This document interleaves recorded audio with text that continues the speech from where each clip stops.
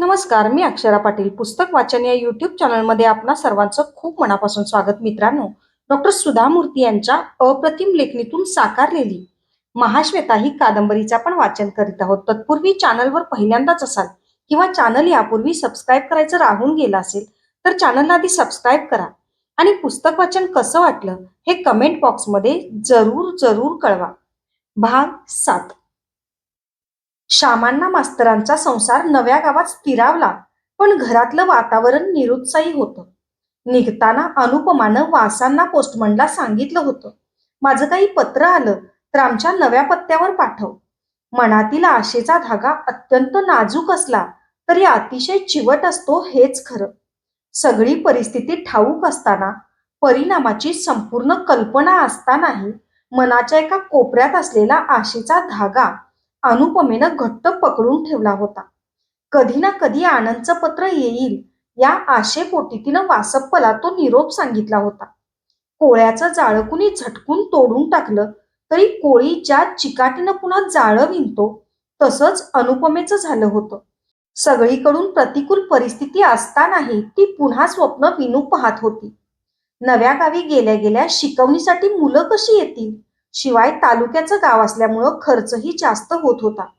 अशा परिस्थितीत घरातलं अनुपमेचं अस्तित्व सावकांच्या नजरेला अधिकच खुपू लागलं.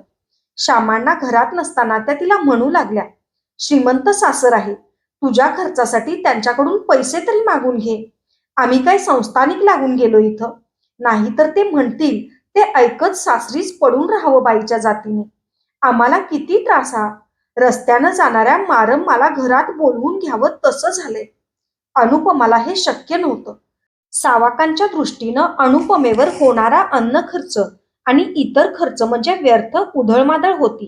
ती दिवस रात्र घरात राबत होती, त्याचीही त्यांना किंमत नव्हती. अनुपमानं वडिलांना सांगितलं, आप्पा, मी घरात बसून तरी काय करू? इथं शिकवणे घेईन, नोकरीसाठी प्रयत्न करेन. तुम्हीही चार चौघांना सांगून ठेवा. आजवर अनुपमानं कुणावरही भार न टाकता स्वतःचं शिक्षण केलं होतं. आता तिचं अस्तित्व तिला शिशासारखं भारी वाटू लागलं. वेलीला फळाचं ओझं होत नाही अशी म्हण आहे, पण एका वेलीला दुसऱ्या वेलीच्या फळाचं ओझं होतच ना. हायस्कूलमध्ये नोकरी मिळवण्यासाठी बीएड होणं आवश्यक होतं. लगोलग ते करणं अनुपमाला कुठल्याही अर्थानं शक्य नव्हतं. 1 वर्ष घरातच शिकवण्या घेऊन पुढच्या वर्षी बीएड करायचं तिनं ठरवलं. अनुपमाला कॉलेजमधले दिवस आठवायचे. मनात यायचं, देवा, हा रोग लग्नाआधीच झाला असता तर किती बरं झालं असतं. आनंदनं आपल्यावर प्रेमच केलं नसतं, लग्नही झालं नसतं. उलट तेच शिक्षण पुढं घेऊन स्वतःच्या पायावर उभं तरी राहता आलं असतं. लग्नानंतर आनंद बरोबर स्वर्गसुखात आकंठ डुंबल्यावर आता अशा प्रकारे कडेलोट होण्यामुळे झालेलं दुःख तरी आपल्या वाट्याला आलं नसतं. लग्नानंतर हा रोग झाल्यामुळं आपली अवस्था इतकी दयनीय झाली आहे. आपलं शिक्षणही निरुपयोगी होऊन गेले. देवा, एवढा निष्ठुर का झालास? कॉलेजमध्ये असताना रंगमंचावर कुठल्याही प्रकारचं दुःखांत नाटक सादर करण्याला तिचा विरोध असे. सुमीशी गप्पा मारताना ती म्हणायची, जीवन म्हणजे उल्हास, उत्साह. मला दुःखांत नाटक मुळीच करायला आवडत नाही. कशाला उगाच प्रेक्षकांच्या डोळ्यात पाणी आणायचं? पण प्रत्यक्ष मात्र प्रेम विश्वासाऐवजी दुःख वेदनाच तिच्या वाट्याला आल्या होत्या. शिवाय या दुःखपूर्ण जीवनाचा अंत केव्हा हेही ठाऊक नव्हतं. सुमनचं लग्न होऊन ती मुंबईला स्थायिक झाली होती. कुणीतरी तिला अनुपमेविषयी सांगितलं होतं. अनुपमेचा स्वभाव पूर्णपणे ठाऊक असल्यामुळे तिला अनुपमेची आज परिस्थिती काय असेल याची कल्पना आली. अनुपमेच्या लग्नाच्या वेळी तिला वाटलं होतं, किती नशीबवान आहे अनुपमा. कुणाला कणभरही त्रास न देता किती पटकन आणि छान स्थळ मिळालं हिला. आता सारं समजल्यावर वाटलं, अनुला हा रोग का व्हावा, तोही लग्न झाल्यानंतर. तिनं अनुपमाला 4 सांत्वनाच्या ओळी लिहिल्या आणि शेवटी लिहिलं, केवळ औपचारिकपणे लिहिते असं समजू नकोस. तुझ्याविषयीचं प्रेम आणि काळजीपोटी लिहिते हे लक्षात घे. तुला तिथल्या वातावरणाचा कंटाळा आला तर जरूर इथं ये. मीही इथं नोकरी करते. तुलाही इथं लगेच एखादी नोकरी मिळू शकेल. खेड्यात राहून तेच तेच बोलत ऐकत डोकं पिकवून घेण्याऐवजी पुढच्या जीवनाचा विचार कर. मी त्यांच्याशीही तुझ्याविषयी बोलले आहे. त्यांच्या संमतीनंच हे पत्र लिहित आहे. तू बुद्धिमान आहेस. तुला मी आणखी काय लिहू? परिस्थितीला सामोरी जा. संयम गमावू नकोस. संयम गमावू नकोस म्हणून परम मैत्रिणीनं स्नेहापोटी लिहिलं असलं तरी अनुपमेला ते दिवसेंदिवस कठीण होत होतं. सगळीकडून परिस्थिती गळ्याशी येत असताना मनाचं संतुलन राखणं अनुपमेला कठीण जात होतं. संध्याकाळी घरकाम करणारी सावंत्री आली. तिनं सांगितलं, बाई, तुम्हाला एक सांगते, ऐका. काय?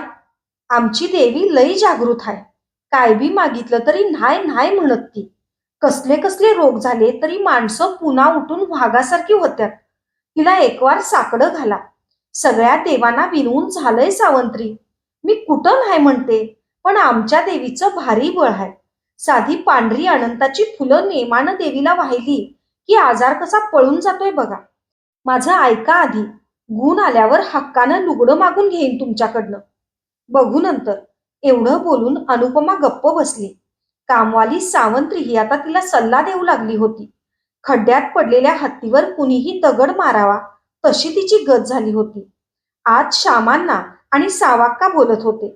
वसुदेसाठी दुसरा मुलगा शोधणार की नाही ही काळजी करत नुसतेच कपाळाला हात लावून बसून राहणार. मी कुठं नाही म्हणतोय, पण कुठंही चौकशी करायला गेलं की नको म्हणतात. दाखवायच्या आधीच नकार देतात. काहीतरी सांगू नका. तुम्ही नीट प्रयत्न करा. तुला काय वाटतं मी प्रयत्न करीत नाही? कालच नायकांच्या घरी गेलो होतो. त्यांनी सरळच सांगितलंय, तुमच्या थोरल्या मुलीचं ठाऊक आहे. तुमच्या घरची मुलगी आम्हाला करायची नाही म्हणून. मोरबांकडे गेलो होतो. त्यांनीही हेच सांगितलंय. शब्द तेवढे वेगळे. तुमच्या अनुपमामुळे हे सगळं चाललंय. सावाक्का वैतागून म्हणाल्या. श्यामांनाही दुखावून उद्गारले. कशाला या मुलीपोटी जन्माला येतात देव जाणे. मागच्या जन्मीचा शाप म्हणून, नाहीतर काय. कसं होईल आता? पेन्शनचे दिवस जवळ यायला लागलेत. या तिघीही अजून उरावर तशाच आहेत. सारं ऐकून अनुपमाला गरगरल्यासारखं झालं. श्यामांना पुढं म्हणाले, अनु घरी आल्यापासून मुलींची लग्न म्हणजे मनामनाची ओझी झाली आहेत. सगळ्या आशा वठून गेल्या असल्या तरी ही एक आशा तिच्या मनाला चिकटली होती. वडिलांचं बोलणं ऐकताना तोही मोह गळून गेला. सावंत्री सांगत असलेल्या देवीची उपासना केली तर काहीतरी चमत्कार होईल आणि या साऱ्या भोवऱ्यातून सुटका होईल असं तिला वाटू लागलं. परिस्थितीच्या झंझावातात कदाचित ही देवीच आपल्याला पैलतीर दाखवेल असं तिला वाटू लागलं. आपल्या प्रत्यक्ष जन्मदात्याला आपलं अस्तित्व शापासारखं वाटतं हे ऐकून अनुपमेचं अंतःकरण रक्तबंबाळ झालं होतं. वडिलांचे ते शब्द ऐकताना तिलाही धरती दुभंगून आपल्याला पोटात घेईल तर बरं असं वाटलं. पण ती काही भूकन्या सीता नव्हती असा चमत्कार घडायला. देवा, या क्षणी मला मरण दे आणि आप्पांचं जीवन फुलांनी भरलेलं राहू दे. नंदा वसुदाची लग्न हसत खेळत होऊन जाऊ देत. सावंत्रीनं सांगितलं, गावाबाहेरच्या आपल्या देवीला रोज 100 याप्रमाणे 100 दिवस अनंताची फुलं वाहिली की हा रोग निश्चित बरा होईल. अनुपमाला आता तेवढीच आशा होती. याआधीही अनेक पूजा, जपजाप्य आणि नवस करून निरुपयोगी ठरले होते. या रोगांपासून मुक्तता व्हावी म्हणून कुणी कुणी दाखवलेल्या दगडांना तिनं पूजलं होतं. सुब्रमण्यला नवस बोलून झाला होता. शृंगेरीच्या शारदेला दानधर्म केला होता. मंत्रालयाच्या राघवेंद्र स्वामींना प्रदक्षिणा घालून झाल्या होत्या. मैलार लिंगाला अभिषेक करून झाला होता. सिद्धारूढ मठाला 1 ना 2 शेकडो नियम, कठोर व्रत, ताईत, कषाय काढे, आयुर्वेदाची भुकटी, देशी विदेशी गावठी अनेक औषधं घेऊन झाली होती. शेवटचा उपाय म्हणून अनुपमा सावंत्रीनं सांगितलेला उपाय श्रद्धेनं करत होती. पहाटे आंघोळ करून फुलं घेऊन गावाबाहेरच्या देवीला दर्शनाला जात होती. 55-60 पायऱ्या चढून गेल्यावर देवीचं छोटंसं देऊळ होतं. देवीच्या बाजूला दरी होती. तिथूनच प्रदक्षिणेचा रस्ता होता. सूर्योदयाच्या वेळी देवीला 11 प्रदक्षिणा घालून फुलं देवीच्या पावलांवर व्हायची. देवीला मनापासून विनवायचं, साकडं घालायचं आणि घरी परतायचं असा तिचा दिनक्रम सुरू होता. पहाटे अनुपमा केसांमधल्या जटा हलक्या हातानं सोडवत होती. हतबद्ध वडील, संतापानं खदखदणारी सावत्र आई, हिच्यामुळं आपलं लग्न होत नाही या भावनेनं चिडचिड करणारी वसुधा, हिच्यामुळं आपलं भविष्य अंधकारमय आहे या भावनेनं तिरस्काराची नजर येता जाता टाकणारी नंदा नुसत्या विचारानंही अनुपमेला उकळत्या तेलाच्या कढईत बसल्यासारखं वाटत होतं. त्याच विचारांच्या तंद्रीत तिनं आरशात पाहून कुंकू लावण्यासाठी हात वर केला. आरशात लतीचं प्रतिबिंब रुक्ष आणि निराशेनं भरलं होतं. हाताच्या कोपऱ्यावरचा नवा पांढरा डाग आरशात उठून दिसत होता.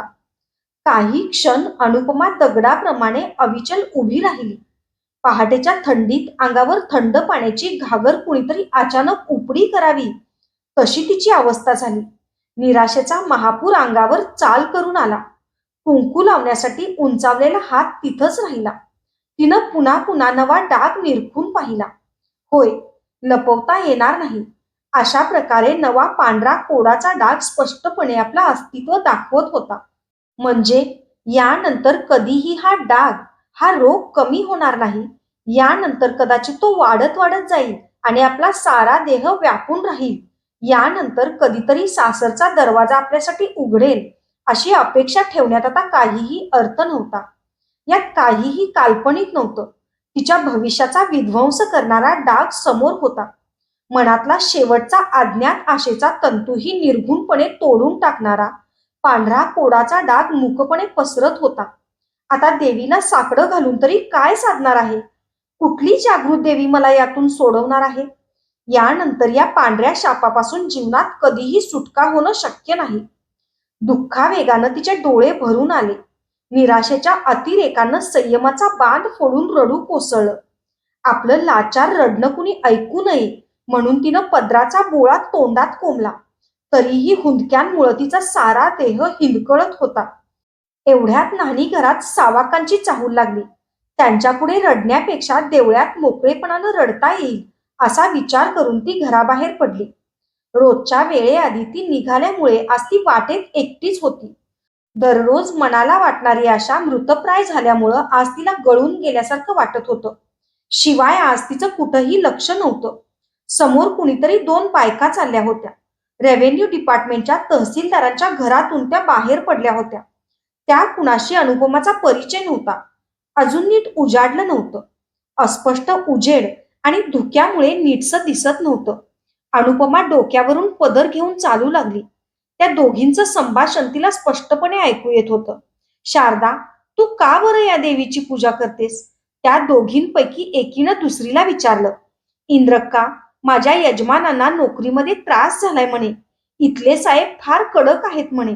कुठंतरी चांगल्या ठिकाणी बदली व्हावी म्हणून पूजा सुरू केली. फार कडक देवी आहे म्हणे ही. मी तर देवीला हिरवी साडी नेसवायचं बोलले.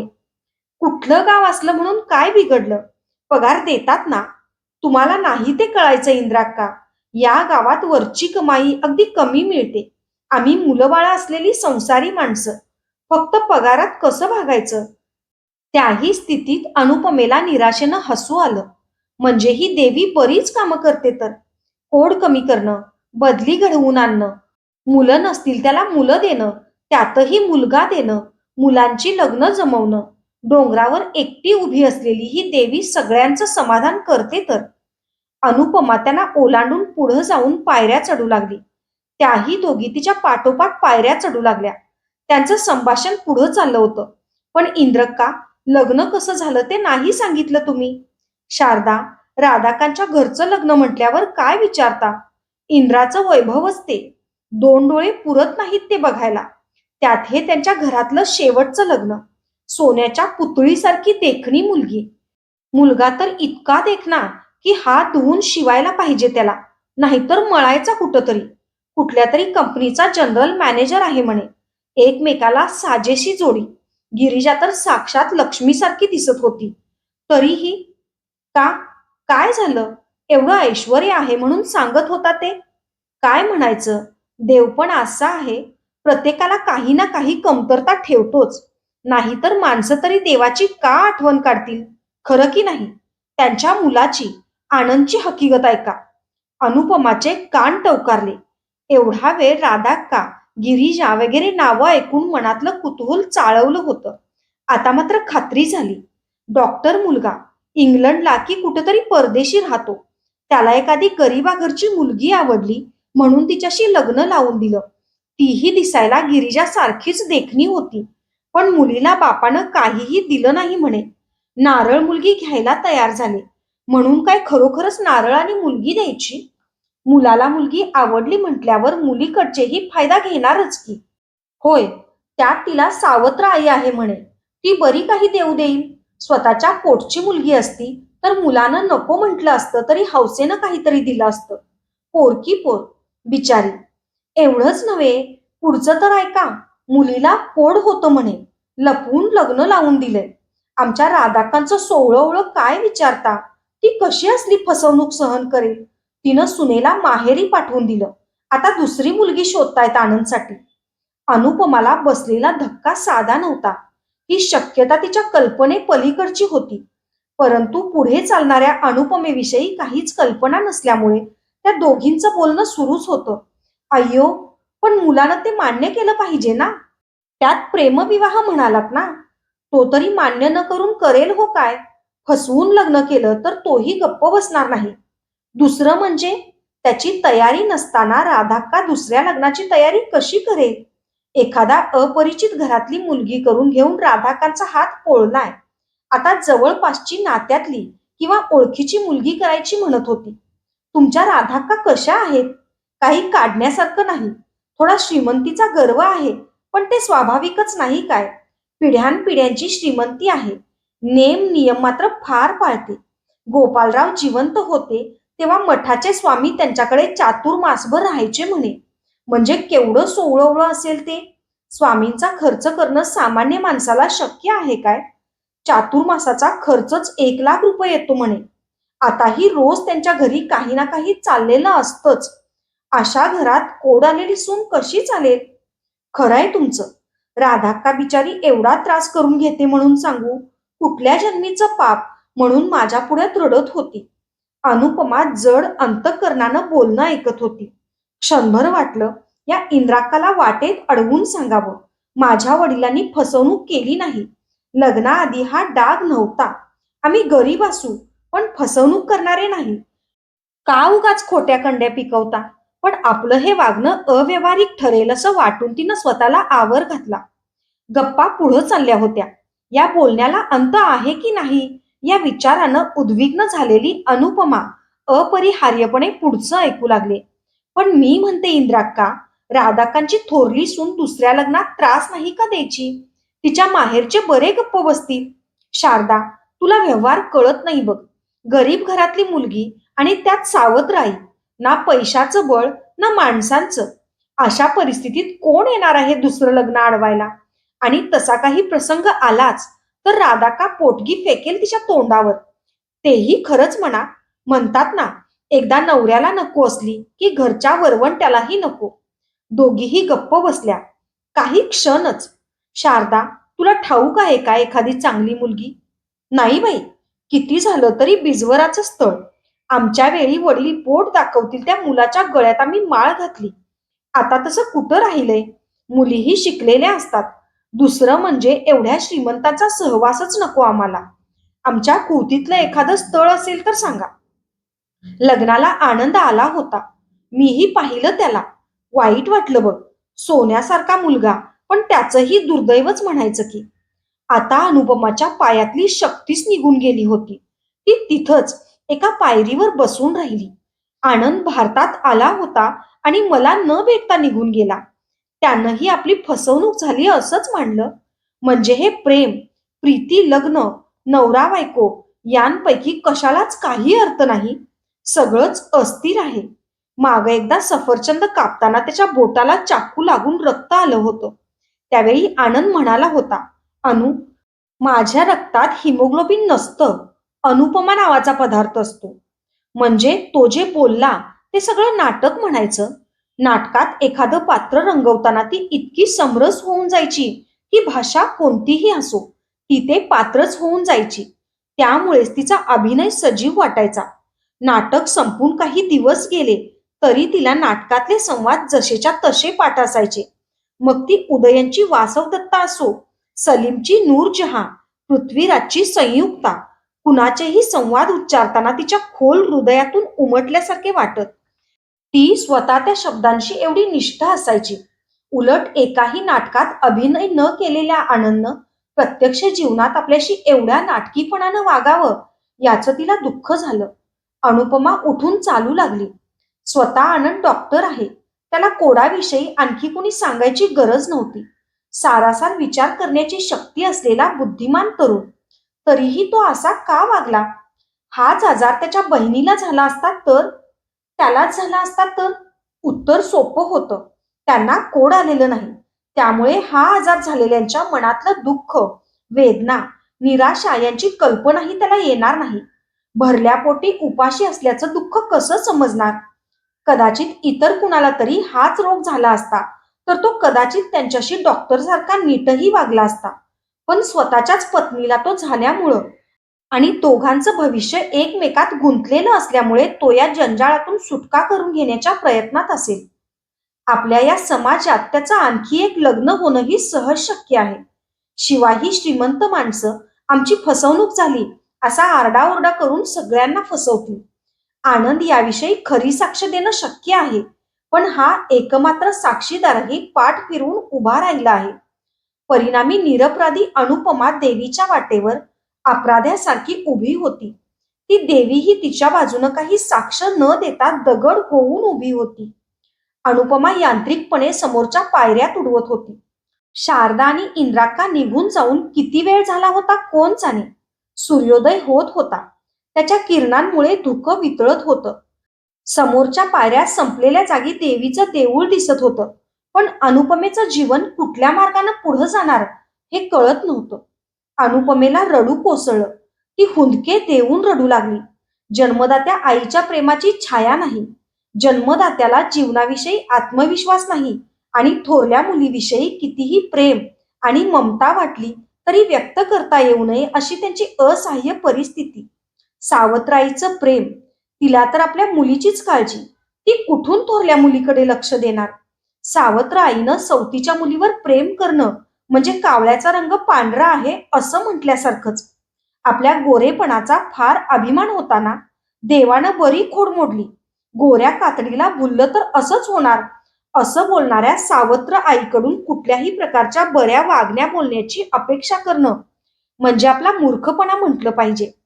ज्याच्यावर आपण साऱ्या आयुष्याचा भार टाकला त्या आनंदनंच पाठ फिरवल्यावर कुठल्या आधारानं बाकीचं जीवन कंटायचं होतं. ती देवळापाशी जाऊन पोहोचली. पहिली प्रदक्षिणा घालत असताना तिचं खालच्या दरीकडे लक्ष गेलं. रोजचंच दृश्य. कुणा भक्तानं दरीत पाय घसरून पडू नये म्हणून एक छोटा कटडा बांधला होता. पलीकडे दरी. होय, कटड्यावरून उडी घेतली की दरीत सहज देह जाऊन पडेल.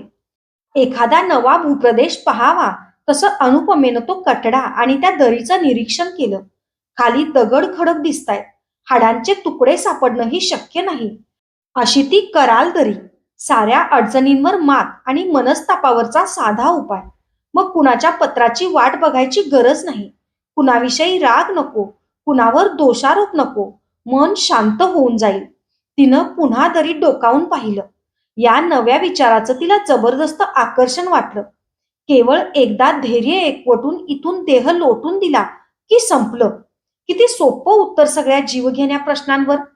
मग मात्र नक्कीच हल्लकल्लोळ उडेल. आप्पांना वाईट वाटेल. आनंदला, या सावत्र आईला, राधाक्कांना. लोक काय म्हणतील? अय्यो, कोड फुटलं होतं म्हणून जीव दिला नाही, पाय पसरून पडली. छे हो, नवऱ्यानं तिला टाकली होती म्हणून तिनं उडी मारली. त्याचं दुसरं लग्न ठरलं होतं म्हणून तर. मला तरी वेगळंच वाटतंय. लहान वय, नवऱ्यानं टाकलेली, काहीतरी गडबड झाली असेल. काळं तोंड कुणाला दाखवायचं म्हणून दिला असेल जीव. एकदा आपला जीव गेल्यावर कोण काय बोललं याचा का विचार करायचा? पण मृत्यूनंतरही आपल्यावरचा कलंक तसाच राहणार. आपल्या मृत्यूनंतर थोड्या दिवसात आप्पांचं दुःखही कमी होईल. तो मानवाचा सहज स्वभाव नाही काय? इतर कुणालाही त्याचं कणभरही दुःख होणार नाही हे नक्की. हो, सुमीला समजेल तेव्हा तिला मात्र वाईट वाटेल, पण तेही एका मर्यादेपर्यंतच. दरीच्या काठावर अनुपमा घामानं चिंब झाली. समोर मृत्यूदेवता साद घालत होती. 2 पावलं. लवकर. एवढ्यात माणसांचा वावर सुरू होईल. मरण अत्यंत सुलभ आहे. आपण केव्हाही मरू शकू. या विचारानं अनुपमा मागं सरली. जीवनातली कुठली शक्ती आपल्याला मागं खेचत आहे? तिला गिरिजाची आठवण झाली. पाठोपाठ न कळत संतापही आला. तिचं गुपित आपण जाणलं म्हणून तिनं आपल्याला घराबाहेर काढण्यासाठी आपल्या आईला विशेष प्रेरणा दिली होती. तिनं आपली बाजू घेतली असती तरी परिस्थितीत फरक पडणं शक्य होतं.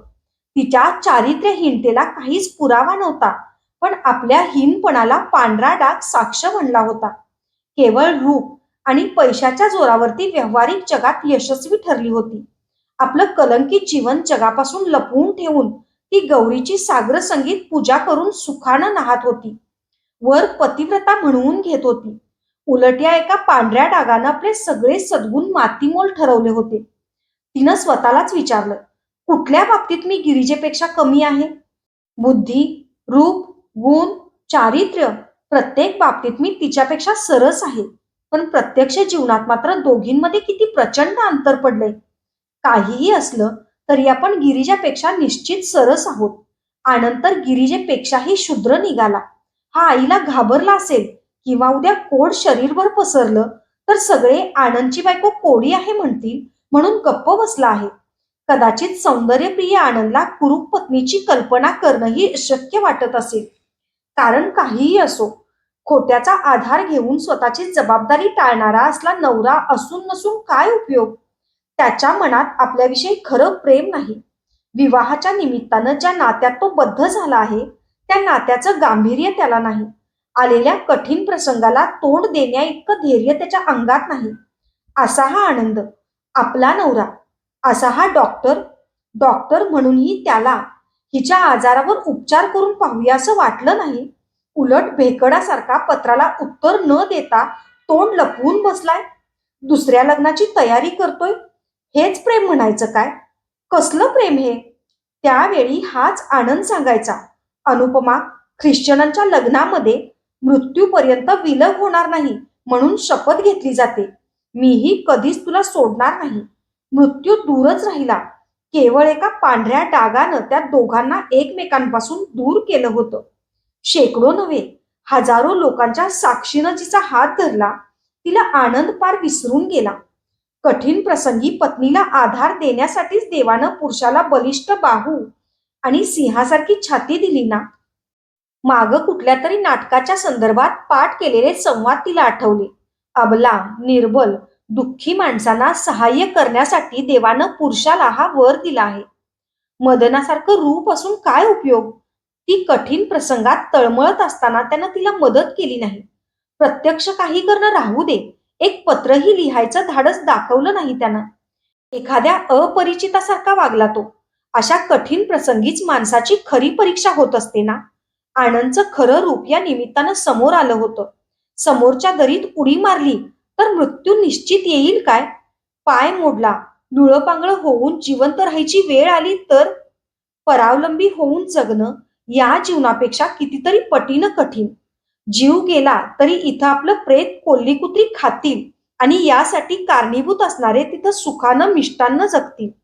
आपल्या मृत्यूमुळे वसुधानंदाची लग्नही सुरळीतपणे होतील असं नाही. आपण मरून गेलो तरी यांच्या बहिणीला कोड होतं या आरोपातून मुक्ती मिळणारच नाही. त्यापेक्षा त्यांच्यापासून दूर राहून त्यांच्या दृष्टीनं मेल्याप्रमाणे राहिलं तर? काही क्षण या विचारावर दोलायमान झाल्यावर तिचं मन आता शांत होऊन याच विचाराकडे झुकू लागलं. बराच वेळ अवघडून उभं राहिल्यामुळे पाठीला रग लागल्याचंही तिला जाणवलं. सूर्य वर चढू लागला. धुकं पूर्णपणे नष्ट होऊन त्याची किरणं सगळीकडे पसरत होती. आजवर पाहिलेल्या कितीतरी सूर्योदयांपेक्षा तिला आजचा सूर्योदय अपूर्व भासला आणि ते खरंही होतं. तिचं मरणोन्मुख मन पुन्हा चेतनामय जीवनाच्या दिशेनं झेपावू पाहत होतं. अनुपमेनं पुन्हा एकदा त्या दरीत डोकावून पाहिलं. अनेक रानफुलं उमलू पाहत होती. पक्षी रोजच्या दिनक्रमाप्रमाणे आहार शोधण्यासाठी बाहेर पडले होते. अनुपमा पुढं चालू लागली. नाही, आपण मरायचं नाही. का मरायचं? आपली काय चूक आहे? याही परिस्थितीत आव्हान स्वीकारून मी जीवनाला माझ्या सर्व शक्तीनिशी सामोरी जाईन. लोकांच्या बोलण्याकडे लक्ष देणार नाही. त्यांच्या वागण्याला धूप घालणार नाही. कुठल्याही परिस्थितीत मी कोमेजून जाणार नाही. स्वतंत्रपणे माझं जीवन मी जगेन. सगळ्यांनी साथ सोडली तरी जगेन. एकटी जगेन. माझं नशीब जोरावर असेल. मला नियतीनं साथ दिली तर त्यांचे डोळे दिपून जातील अशा प्रकारे जगेन. दुर्दैवानं उमटलेल्या या पांढऱ्या डागावर मात करून माझं जीवन मी जगत राहीन. मनात दृढ निर्धार बाळगूनच अनुपमानं रोजच्या प्रदक्षिणा पुऱ्या केल्या.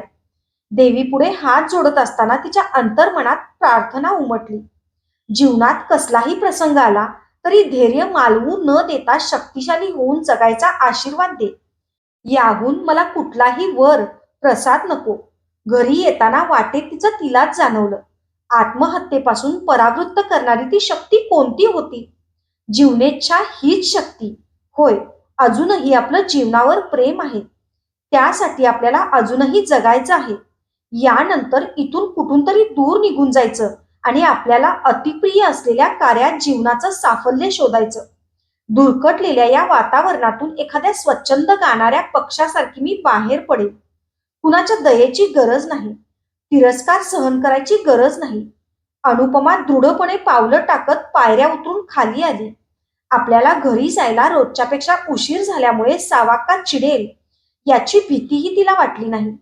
घरात शिरताच ती वडिलांपुढे जाऊन उभी राहिली. आप्पा, मला कंटाळा आलाय. मी मुंबईला जाते. सुमीकडे. उद्यापासून शिकवणीच्या मुलांचं काय करायचं ते तुम्ही पहा. श्यामांना आश्चर्य वाटलं. मुंबईला? इतक्या लांब? किती दिवसांसाठी? केव्हा येशील? येईन थोड्या दिवसांनी, ती उत्तरली. पण आपण इथं कधीच परतणार नाही हे तिच्या अंतर्मनात ठाम होतं. अशाच नवनवीन आणि विविध विषयांवरच्या कथा, कविता आणि पुस्तकांसाठी पुस्तक वाचन बाय अक्षरा पाटील हे चॅनल सबस्क्राईब करा आणि पुस्तक वाचन कसं वाटलं हे कमेंट बॉक्समध्ये जरूर कळवा. थँक्यू.